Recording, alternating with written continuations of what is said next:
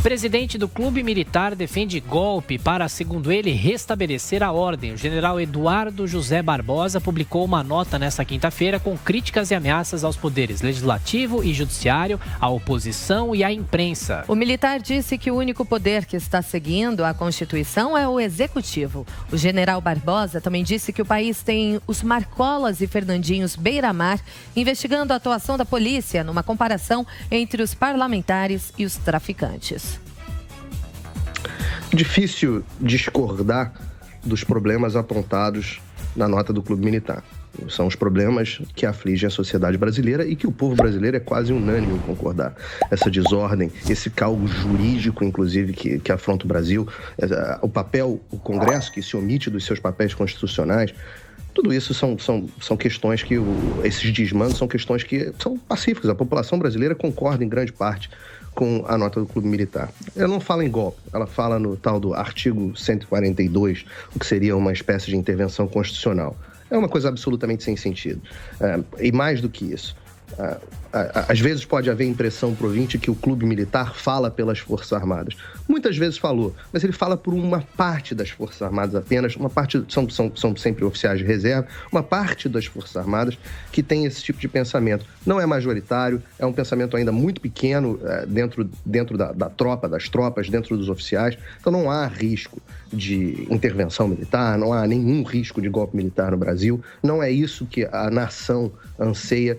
E muitas vezes isso pode acabar sendo utilizado como uma narrativa para, ensejar ações de outras forças que vão dizer que tem uma ameaça chegando para o Brasil. Não há nenhuma ameaça à democracia brasileira.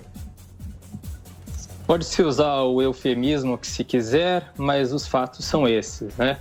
Uma referência clara, as coisas precisam ter o nome, né? Receber o nome que elas merecem.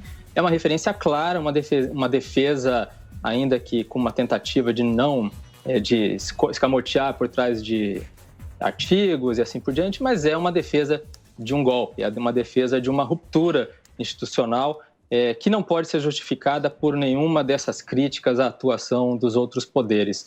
Mas o importante mesmo é saber o que as Forças Armadas, né, os militares da ativa, acham de tudo isso. Se eles estão comprometidos com as instituições democráticas, com a manutenção da ordem, então não há com o que se preocupar.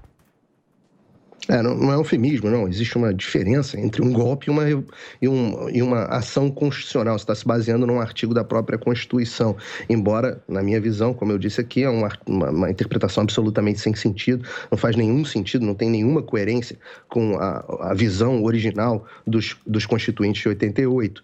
Agora, é impossível você saber de fato o que pensam os oficiais da ativa, né? A tropa em serviço na ativa, porque ela não pode se manifestar politicamente e essa é um dever constitucional que eles cumprem sempre com muito rigor.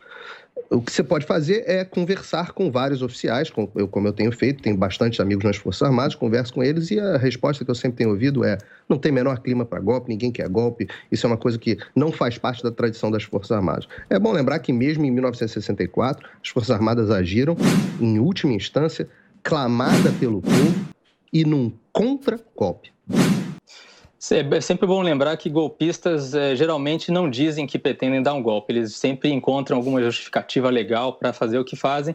E em 64, essa questão, indiscutivelmente, foi um golpe militar, e é bastante discutível porque depois de alguns anos... Indiscutível para quem? Quem determina quem é discutível? Você determinou quem é discutível, que não pode discutir? Está proibido discutir, não? Corte rápido. Faca. É Tramontina. É indiscutível, eu estou querendo dizer que não há dúvidas, Figueiredo. Não há dúvidas para você? Entendi. Não há dúvidas para quem estuda história, né? Que simplesmente você tem uma é o único opinião... Que história, porque todos os outros que estudaram história e têm uma opinião distinta. Eu só quero dizer o seguinte, vocês afirmam, sem embasamento nenhum, de que a população estava totalmente... Você pode deixar eu terminar de falar?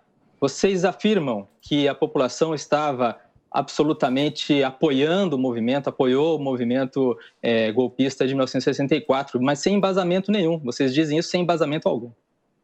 Basta você olhar as reportagens de jornais na época, basta você olhar as fotos, basta você olhar parte dos jornais apoiaram tudo que relatou na época e você... É verdade. Não quer dizer que a população apoiasse.